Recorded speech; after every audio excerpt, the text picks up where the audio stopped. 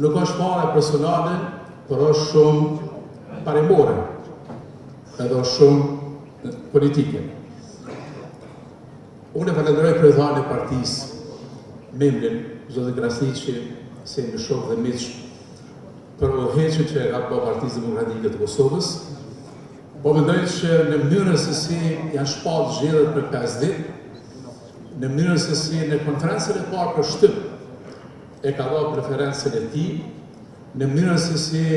në televizion ka folë haptas që mbështet një kandidat, në mënyrën se si ju ka ftuar disa prej jush si kryetar Deksh, duke thënë që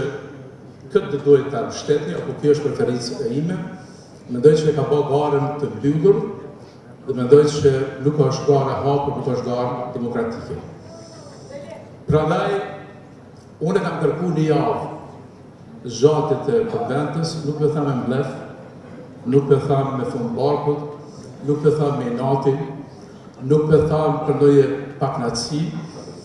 se kam menduar që është shumë e rëndësishme që me gjithë juve në sallë të bisedojmë për platformën,